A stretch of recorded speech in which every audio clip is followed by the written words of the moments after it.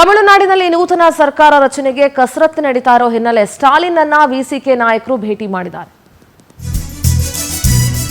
ತಮಿಳುನಾಡಿನಲ್ಲಿ ನೂತನ ಸರ್ಕಾರ ರಚನೆಗೆ ಒಂದಷ್ಟು ಕಸರತ್ತು ನಡೀತಾ ಇರೋ ಹಿನ್ನೆಲೆ ಸ್ಟಾಲಿನ್ ಭೇಟಿ ಮಾಡಿದ್ದಾರೆ. ವಿಸಿಕೆ ನಾಯಕ ತಿರುಮಾವಳನ್ ಟಿವಿಕೆ ಸರ್ಕಾರ ರಚನೆಗೆ ಬೆಂಬಲ ಅಂತ ವಿಸಿಕೆ ಹೇಳಿತ್ತು. ತಿರುಮಾವಳವನ್ ಮತ್ತು ಸ್ಟಾಲಿನ್ ಭೇಟಿ ಹಿನ್ನೆಲೆ ಕುತೂಹಲ ಮೂಡಿದೆ. ಈಗ ವಿಸಿಕೆ ಟಿವಿಕೆಗೆ ನಾವು ಬೆಂಬಲವನ್ನ ನೀಡ್ತೀವಿ ಅಂತ ಹೇಳಿತ್ತು. ಅಧಿಕೃತವಾಗಿ ಬೆಂಬಲದ ಸಹಿಯನ್ನ ಪಡ್ಕೊಳ್ಬೇಕಾಗಿತ್ತು. ಆದರೆ ಈಗ ಸ್ಟಾಲಿನ್ ಅನ್ನ ವಿಸಿಕೆ ನಾಯಕ ತಿರುಮಾವಳವನ್ ಭೇಟಿ ಮಾಡಿರೋದು ಒಂದಷ್ಟು ಕುತೂಹಲವನ್ನ ಮೂಡಿಸ್ತಾ ಇದೆ. ಚರ್ಚೆಗೂ ಕೂಡ ಗ್ರಾಸವಾಗಿದೆ ತಮಿಳುನಾಡು ರಾಜಕೀಯದಲ್ಲಿ. ಏನಾದರೂ ವಿಸಿಕೆ ತನ್ನ ಬೆಂಬಲವನ್ನ ವಾಪಸ್ ಪಡ್ಕೊಂಡು ಬಿಡ್ತಾ ಏನು ಎತ್ತ ಅನ್ನೋದ್ರ ಬಗ್ಗೆ ಇನ್ನು ಸ್ಪಷ್ಟನೆ ಸಿಗಬೇಕು. ನೋಡಿ, ಡಿಎಂಕೆಯ ಮಿತ್ರ ಪಕ್ಷಗಳಿಗೆ ಟಿವಿಕೆ ಮುಖ್ಯಸ್ಥ ವಿಜಯ್ ಗಾಳ ಹಾಕ್ತಾ ಇರೋ ಹಿನ್ನೆಲೆ, ದಳಪತಿ ಗಾಳ ಹಾಕಿದ ಬೆನ್ನಲ್ಲೇ ಡಿಎಂಕೆ ನಾಯಕ ಸ್ಟಾಲಿನ್ ಕೂಡ ಅಲರ್ಟ್ ಆಗಿದ್ದಾರೆ. ಡಿಎಂಕೆ ಜೊತೆ ಮೈತ್ರಿಯಲ್ಲಿದ್ದಂತಹ ವಿಸಿಕೆ ಇರಬಹುದು ಅಥವಾ ಇನ್ನು ಸಣ್ಣ ಪುಟ್ಟ ಪಕ್ಷಗಳಿರಬಹುದು, ಡಿಎಂಕೆಯ ಮಿತ್ರ ಪಕ್ಷಗಳಿಗೆ ಟಿವಿಕೆ ಗಾಳ ಹಾಕ್ತಾ ಇರೋದ್ರಿಂದ ಡಿಎಂಕೆ ನಾಯಕ ಸ್ಟಾಲಿನ್ ಅಲರ್ಟ್ ಆಗಿದ್ದಾರೆ. ತಮ್ಮ ಪಕ್ಷದ ಶಾಸಕರ ಜೊತೆಗೆ ಮಿತ್ರ ಪಕ್ಷದ ಶಾಸಕರಿಗೂ ಕೂಡ ಬುಲಾವ್ ನೀಡಿದ್ದಾರೆ. ಸಿಪಿಐ, ಸಿಪಿಐಎಂ, ವಿಸಿಕೆ ಮತ್ತು ಮುಸ್ಲಿಂ ಲೀಗ್ ಶಾಸಕರಿಗೆ ಸ್ಟಾಲಿನ್ ಬುಲಾವ್ ನೀಡಿದ್ದಾರೆ. ಸಂಜೆ 5:30ಕ್ಕೆ ಎಂಕೆ ಸ್ಟಾಲಿನ್ ನಿವಾಸದಲ್ಲಿ ಸಭೆ ನಡೆಯಲಿದೆ. ಈಗಾಗಲೇ ಸಿಪಿಎಂ, ವಿಸಿಕೆ ನಾಯಕರಿಂದ ಎಂಕೆ ಸ್ಟಾಲಿನ್ ಅನ್ನ ಭೇಟಿ ಮಾಡಲಾಗಿದೆ. ಟಿವಿಕೆಗೆ ಬೆಂಬಲವನ್ನ ವ್ಯಕ್ತಪಡಿಸಿದಂತ ಕಾಂಗ್ರೆಸ್ ವಿರುದ್ಧ ಡಿಎಂಕೆ ಈಗ ಆಕ್ರೋಶವನ್ನ ವ್ಯಕ್ತಪಡಿಸ್ತಾ ಇದೆ.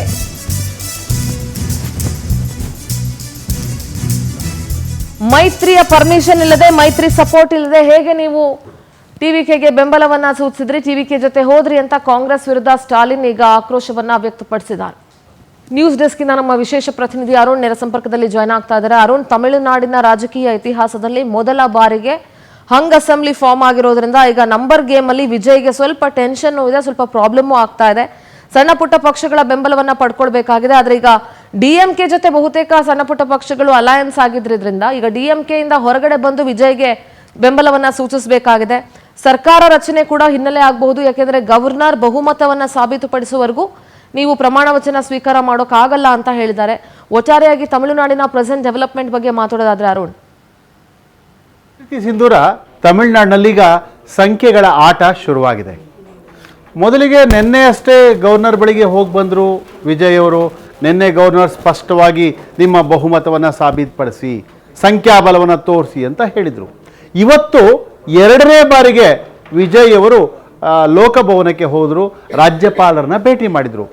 ಇದು ತೀವ್ರ ಕುತೂಹಲಕ್ಕೂ ಕಾರಣ ಆಗಿತ್ತು. ಈಗ ಹೋದಂಥ ಸಂದರ್ಭದಲ್ಲಿ ವಿಜಯ್ ಅವರು ತಮ್ಮೊಂದಿಗೆ ಮೊದಲು ಹಿಡಿದಂಥ 112 ಶಾಸಕರ ಪಟ್ಟಿಯೊಂದಿಗೆ ಹೆಚ್ಚುವರಿಯಾಗಿ ಇನ್ನೊಂದಿಷ್ಟು ಶಾಸಕರು, ಅಂದರೆ ಒಟ್ಟು ಸುಮಾರು 116 ಶಾಸಕರ ಒಂದು ಪಟ್ಟಿಯನ್ನು ಹಿಡ್ಕೊಂಡು ಹೋಗಿದ್ರು ಅಂತ ಹೇಳಲಾಗ್ತಾ ಇದೆ. ಈ ಸಂದರ್ಭದಲ್ಲಿ ತಮಿಳುನಾಡು ರಾಜ್ಯಪಾಲರು ವಿಜಯ್ ಅವರಿಗೆ ಸ್ಪಷ್ಟವಾಗಿ ಹೇಳಿದ್ದಾರೆ, ತಾವು ಸಂವಿಧಾನದತ್ತವಾಗಿ ಅಥವಾ ಸಂವಿಧಾನಬದ್ಧವಾಗಿರುವಂಥ ನಿಯಮಾವಳಿಗಳೇನಿದೆ ಅದರ ಪ್ರಕಾರವೇ ಅತಿ ದೊಡ್ಡ ರಾಜಕೀಯ ಪಕ್ಷವಾಗಿರುವ ಟಿವಿಕೆಯನ್ನು ಮಾತ್ರ ಸರ್ಕಾರ ರಚನೆ ಮಾಡೋದಕ್ಕೆ ಆಹ್ವಾನ ನೀಡ್ತೇವೆ. ಉಳಿದಂತೆ ಬೇರೆ ಯಾವುದೇ ರಾಜಕೀಯ ಪಕ್ಷಗಳನ್ನು ಆಹ್ವಾನಿಸೋದಿಲ್ಲ, ಅವ್ರ ಜೊತೆ ಇಲ್ಲಿ ಮಾತುಕತೆ ನಡೆಸುವಂಥ ಸಾಧ್ಯತೆ ಇಲ್ಲವೇ ಇಲ್ಲ ಅಂಥೇಳಿ ಸ್ಪಷ್ಟವಾಗಿ ಅವರು ತಿಳಿಸಿದ್ದಾರೆ ಅನ್ನುವಂಥ ಮಾಹಿತಿ ನಮಗೆ ಬರ್ತಾ ಇದೆ. ಇದಕ್ಕೆ ಪೂರಕವಾಗಿ ಇವತ್ತು ವಿಜಯ್ ಅವರು ಹೋಗಿ ಬಂದ ನಂತರ, ಅಂದರೆ ವಿಜಯ್ 11 ಗಂಟೆ ಹೊತ್ತಿಗೆ ಲೋಕಭವನಕ್ಕೆ ಹೋದರು. ಅವರು ಹೋಗಿ ಬಂದ ನಂತರ 12 ಗಂಟೆ ಹೊತ್ತಿಗೆ ಎಐಡಿಎಂಕೆಯ ಪ್ರಮುಖರು, ಮಾಜಿ ಮುಖ್ಯಮಂತ್ರಿ ಪನ್ನೀರ್ಸೆಲ್ವಂ ಮತ್ತಿತರರು ಹೋಗಬೇಕಾಗಿತ್ತು ರಾಜಭವನಕ್ಕೆ. ಪಳನಿಸ್ವಾಮಿ ಅವರು ಹೋಗಬೇಕಾಗಿತ್ತು.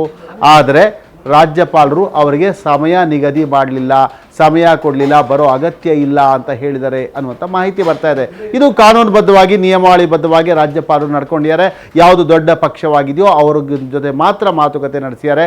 ಅವ್ರಿಗೂ ಕೂಡ ಮುಂದಿನ ದಿನಗಳಲ್ಲಿ ಅನಿಶ್ಚಿತ ಆಗಬಾರದು, ನೀವು ಮುಖ್ಯಮಂತ್ರಿಯಾಗಿ ಪ್ರಮಾಣ ವಚನ ಸ್ವೀಕಾರ ಮಾಡಿಬಿಟ್ಟು ನಂತರ ಬಹುಮತ ಸಾಬೀತುಪಡಿಸೋದಕ್ಕೆ ಸಾಧ್ಯವಾಗದಿರ ಒಂದು ರೀತಿ ಮುಖಭಂಗ ಅನುಭವಿಸಿ ಸರ್ಕಾರ ಬಿದ್ದೋಗುವಂಥ ಪರಿಸ್ಥಿತಿ ಬರಬಾರ್ದು. ಹಾಗಾಗೇ ನಿಮಗೆ ಸಮಯಾವಕಾಶ ಕೊಡ್ತೀವಿ, ಮುಂಚಿತವಾಗಿ ನಿಮಗೆ ಇರುವಂಥ ಅಗತ್ಯ ಸಂಖ್ಯಾಬಲವನ್ನು ಜೋಡಿಸ್ಕೊಂಡು ನಂತರ ಸರ್ಕಾರ ರಚನೆಗೆ ಮುಂದಾಗಿ ಎನ್ನುವಂಥ ಸಲಹೆಯನ್ನು ಕೂಡ ತಮಿಳುನಾಡು ರಾಜ್ಯಪಾಲರು ವಿಜಯ್ ಅವರಿಗೆ ಕೊಟ್ಟಿದ್ದಾರೆ ಅಂತ ಹೇಳಲಾಗ್ತಾ ಇದೆ. ಹಾಗಾಗೇ ಕೋರ್ಟ್ ಮೆಟ್ಟಿಲಿರಬೇಕು ಅಂತ ಯೋಚನೆ ಮಾಡ್ತಿದ್ದಂಥ ವಿಜಯ್ ಆ ಒಂದು ಆಲೋಚನೆಯನ್ನು ಸದ್ಯದ ಮಟ್ಟಿಗೆ ತಾತ್ಕಾಲಿಕವಾಗಿ ಮುಂದೂಡಿದ್ದಾರೆ ಅಂತ ಹೇಳಲಾಗ್ತದೆ. ಮತ್ತೊಂದು ಕಡೆ ಈಗ ವಿಜಯ್ ಅವರ ವಿಷಯದಲ್ಲಿ DMK ಕೂಡ ಮೃದುವಾಗಿದೆ ಅನ್ನುವಂಥ ಮಾಹಿತಿ ಬರ್ತಾ ಇದೆ. ಮೊದಲಿಗೆ ಕಾಂಗ್ರೆಸ್ಸಿನ 5 ಶಾಸಕರು TVKಗೆ ಬೆಂಬಲ ಸೂಚಿಸಿದ ತಕ್ಷಣ DMKಯ ಎಲ್ಲ ಪ್ರಮುಖರು ಕೋಪಿಸ್ಕೊಂಡಿದ್ದು ನಿಜ, ಕಾಂಗ್ರೆಸ್ ವಿರುದ್ಧ ಹರಿಹಾಯ್ದಿದ್ದು ನಿಜ, ಅವರು ಮಿತ್ರದ್ರೋಹ ಮಾಡಿದ್ರು, ಮೈತ್ರಿಗೆ ಅಪಚಾರ ಮಾಡಿದ್ರು ಅಂತ ಹೇಳಿದ್ದು ನಿಜ. ಆದರೆ ಹೊರಗಡೆ ಹೋಗಾಗಿದೆ, ಈಗ ಬೇರೆ ದಾರಿ ಇಲ್ಲ. ಇಂಥ ಸಂದರ್ಭದಲ್ಲಿ ಏನಾದರೂ ಹಠ ಹಿಡಿದು ಕೂತ್ರೆ, ತನ್ನ ಮಿತ್ರ ಪಕ್ಷಗಳನ್ನು ತನ್ನೊಟ್ಟಿಗೆ ಇಟ್ಕೊಂಡು ಕೂತ್ರೆ ಮುಂದಿನ ಹಂತ ರಾಜ್ಯಪಾಲರು ರಾಷ್ಟ್ರಪತಿ ಆಳ್ವಿಕೆಗೆ ಶಿಫಾರಸು ಮಾಡ್ತಾರೆ. ಇದರಿಂದ ನೇರವಾಗಿ ಹೊಡೆತ ಬೀಳುವಂಥದ್ದು ಮುಂದೆ DMK ಮೇಲೇ. ಇಷ್ಟೆಲ್ಲ ಖರ್ಚು ಮಾಡಿ ಚುನಾವಣೆ ಎದುರಿಸಿ ಮತ್ತೆ ಇನ್ನು 6 ತಿಂಗಳು ಯಾರೇನೂ ಮಾಡೋದಕ್ಕಾಗಲ್ಲ. ಚುನಾಯಿತ ಸರ್ಕಾರ ಅಧಿಕಾರದಲ್ಲೇ ಇರಲ್ಲ, ಎಲ್ಲರೂ ಕೂಡ ಮೂಲೆ ಗುಂಪಾಗಬೇಕಾಗುತ್ತೆ. ಅದಾದ ಮೇಲೂ ಸಹ TVK ವಿಜಯ್ ಅವರಿಗೆ ಚುನಾವಣೆ ನಡೆದರೆ TVK ಪರವಾಗಿ ಅನುಕಂಪದ ಅಲೆ ಎದ್ದು ಇನ್ನೂ ದೊಡ್ಡ ಬಹುಮತದೊಂದಿಗೆ ಅವರು ಅಧಿಕಾರಕ್ಕೆ ಬಂದ್ಬಿಡ್ಬೋದು.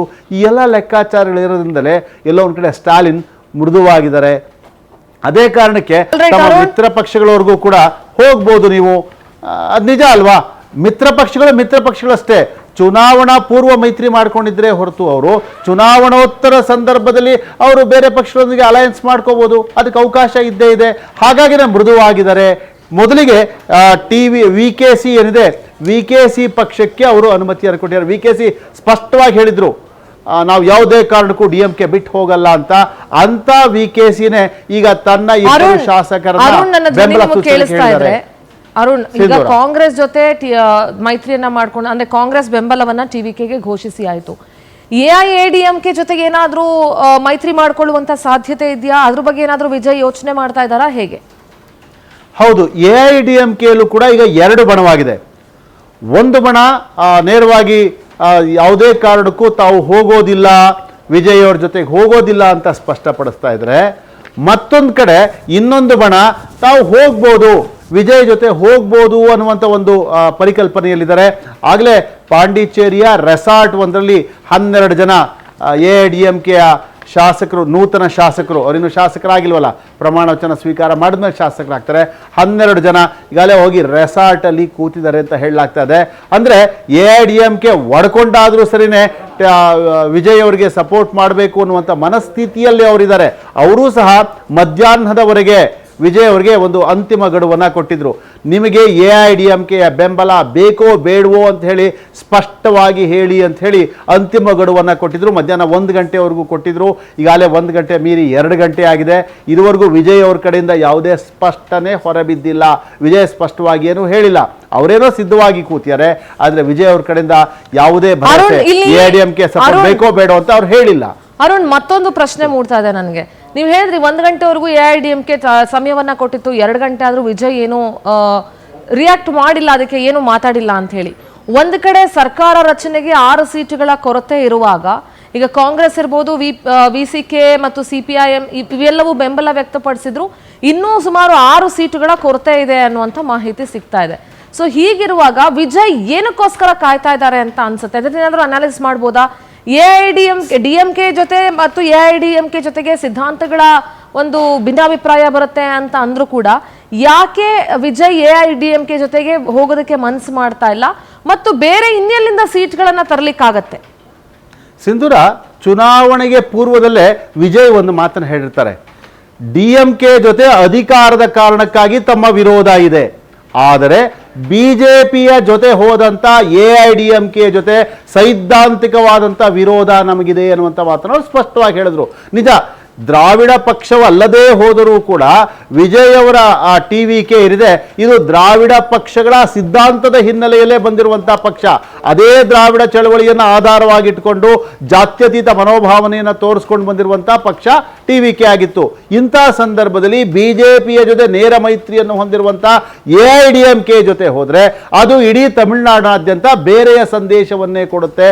ಇದೇ ಕಾರಣಕ್ಕೋಸ್ಕರ AIADMK ಜೊತೆ ಮೈತ್ರಿ ಮಾಡ್ಕೋಬೇಕೋ ಬೇಡವೋ ಅನ್ನೋದ್ರ ಬಗ್ಗೆ ವಿಜಯ್ ಒಂದು ರೀತಿ ಪುನರಾಲೋಚನೆ ಮಾಡಬೇಕಾಗಿದೆ. ಚುನಾವಣೆಗೆ ಮೊದಲು ಕೂಡ ಇದೇ AIADMK ಹಾಗೂ BJPಯ ಪ್ರಮುಖರು ವಿಜಯ್ ಅವರ ಜೊತೆ ಸಂಪರ್ಕ ಮಾಡಿ ಅವರ ಮೈತ್ರಿ ಮಾಡಿಕೊಳ್ಳುವಂತಹ ಪ್ರಯತ್ನ ಮಾಡಿದ್ರು. ಆದರೆ ಅದನ್ನ ಅವಾಗಲೇ ಅವರು ನಿರಾಕರಿಸಿದ್ರು.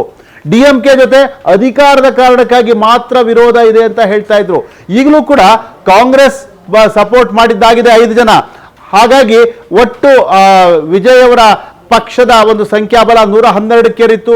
ಸ್ವಲ್ಪ ಹೊತ್ತಿಗೆ ಮುಂಚೆ ಸಿಪಿಐನ 2 ಶಾಸಕರು ಕೂಡ ತಾವು ಸಪೋರ್ಟ್ ಮಾಡ್ತೀವಿ ಅಂತ ಹೇಳಿದ್ರು. ಇನ್ನು ಸ್ವಲ್ಪ ಹೊತ್ತಲ್ಲೇ CPMನ 2 ಶಾಸಕರು, CPI 2, CPMನ 2 ಶಾಸಕರು ಸೇರ್ಕೊಂಡ್ರೆ ಈಗಾಗಲೇ ನಮಗೆ ಬಂದಿರುವಂತಹ ಮಾಹಿತಿ ಪ್ರಕಾರ 116 ಸಂಖ್ಯಾಬಲ ವಿಜಯ್ಗೆ ಸಿಕ್ಕಿ ಆಗಿದೆ.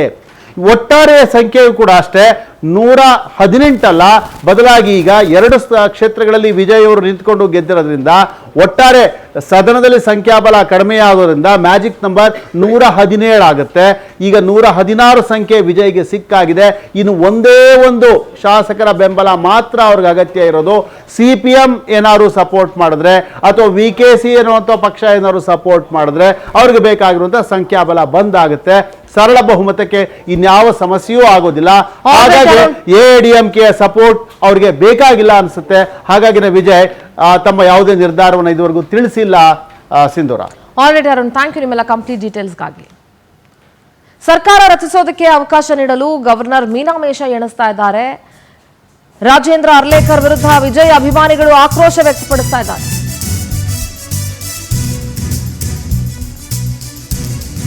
ಅಭಿಮಾನಿಗಳ ಆಕ್ರೋಶ ಹೆಚ್ಚಾಗ್ತಾ ಇದೆ. ಟಿವಿಕೆ ಮುಖ್ಯಸ್ಥ ವಿಜಯ್ಗೆ ಅವಕಾಶ ಕೊಡಬೇಕು ಅಂತ ಒತ್ತಾಯ ಕೇಳಿಬರ್ತಾ ಇದೆ. ಲೋಕಭವನದ ಹೊರಗಡೆ ಪೋಸ್ಟರ್ ಹಿಡ್ಕೊಂಡು ಫ್ಯಾನ್ಸ್ ಬಂದು ನಿಂತ್ಕೊಂಡಿದ್ದಾರೆ.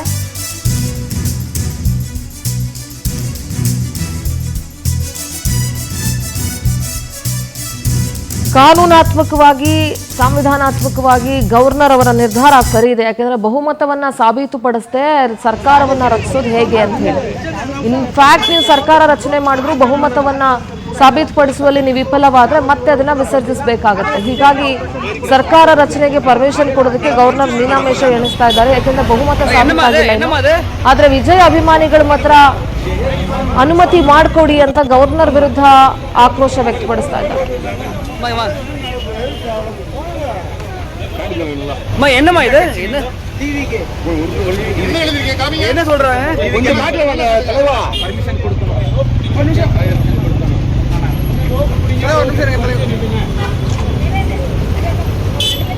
என்ன